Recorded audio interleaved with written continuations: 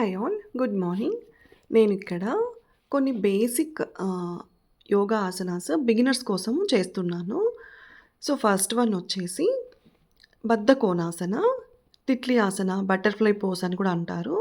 ఇది చేయడం వల్ల పీసీఓడీ, పీసీఓఎస్, పీఎంఓఎస్ ఇలాంటి ఇష్యూస్ ఉన్న వాళ్ళకి చాలా హెల్ప్ అవుతుందనమాట. సో, ఇది మన బాడీ బేస్ చేసుకొని మనము 20-50 కౌంట్ మధ్యలో చేసుకోగలిగితే మనకి ఇర్రెగ్యులర్ పీరియడ్స్ ఉన్నవాళ్ళు, ఆహ్, సో, ఇలా పీసీఓడీ రిలేటెడ్ ఇష్యూస్ ఉన్నవాళ్ళు ఎవరైనా సరే చాలా హెల్ప్ అవుతుందనమాట. ఇది అర్ధ మశ్చేంద్రాసన.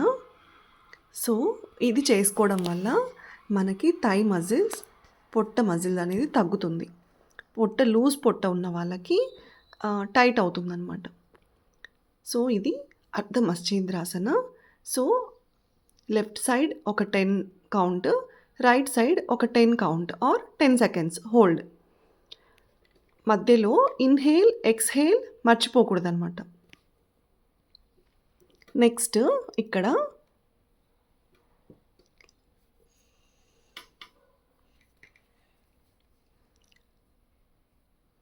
సో, అలా వెనక్కి వెళ్ళి చేతులు వెనక్కి చాచి ఫార్వర్డ్ బెండ్ అనమాట.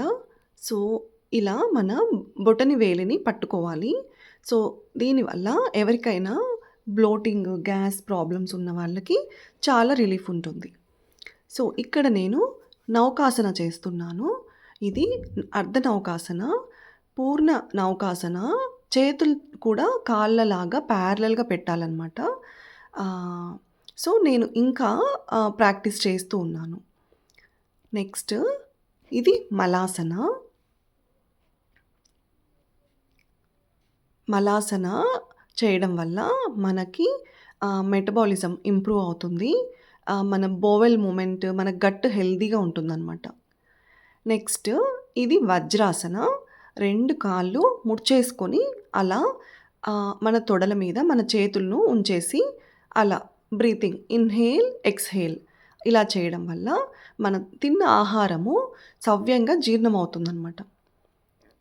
ఇది బాలాసన.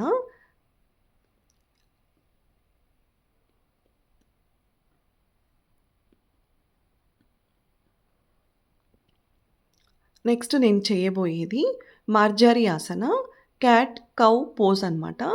సో, ఇలా మన పొట్ట కండరాలని లోపలికి బిగించేసి అలా మన స్పైనల్ కార్డ్ పైకి లేపడము.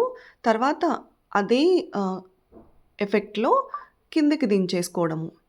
సో, ఇలా బ్రీత్ ఇన్, బ్రీత్ ఔట్ ఇలా చేయడం వల్ల మనకి మన స్పైనల్ కార్డ్, మన వెన్నెముకకి, మన పొట్టకి చాలా మంచిది. మన కోర్ మజిల్స్ స్ట్రాంగ్‌గా అవుతాయన్నమాట. నెక్స్ట్ ఇది సుప్త కపోతాసన అంటే happy Pigeon pose, relaxed Pigeon pose అనమాట. ఇది కాలుని మడత పెట్టి ఒక కాలు మడత పెట్టేసి ఇంకొక కాలు వెనక్కి చాచడం అనమాట. సో, ఇప్పుడు మీరు చూస్తున్నట్లయితే నా ఎడమ కాలు నేను మడిచి ఉంచాను. ఎడమ కాలు మడిచి కుడి కాలును అలా పొడవునా చాచాను వెనకలికి. సో, ఇది సుప్త కపోతాసన. ఇది చేయడం వల్ల మనకి తొడల భాగంలో, పొట్ట భాగంలో చాలా బెటర్ అవుతుందనమాట. ఇది భుజంగాసన. భుజంగాసనాలో నేను ఇప్పుడు చేసినది చేతులు సపోర్ట్ తీసుకొని చేస్తున్నది. ఇలా అయినా చేసుకోవచ్చు. లేదా పూర్ణ భుజంగాసన అంటే చేతులు పైకి లేపేసి ఇలా ఇప్పుడు నేను చేసినటువంటిదిగా చేసుకోవచ్చు. ఎలా అయినా చేసుకోవచ్చు. ఇది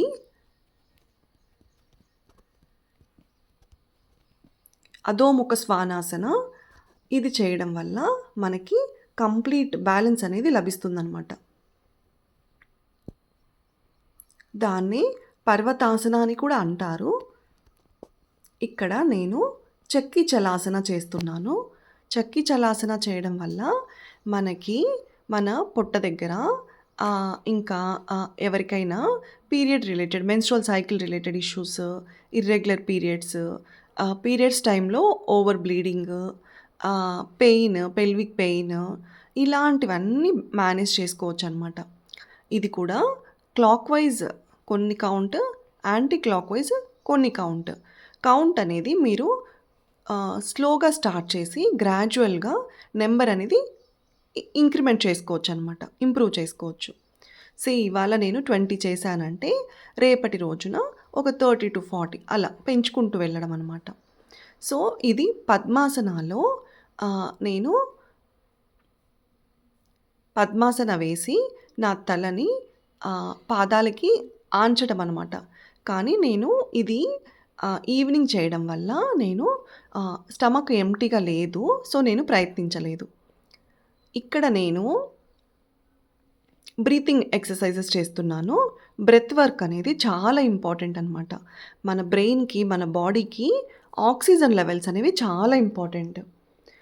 మనము ఈ బ్రీతింగ్ కపాలభాతి, భ్రమరి ఇవన్నీ కంపల్సరీ చేసుకోవాలి.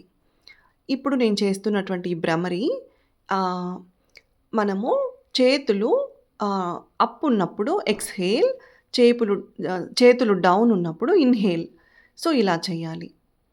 ఇంకా ఇందాక చేసినటువంటి కపాలభాతి పొట్టని లోపలికి బిగిస్తూ తర్వాత వదిలేస్తూ అలా ఇన్‌హేల్, ఎక్స్‌హేల్ కంటిన్యూయస్‌గా చేయాలి.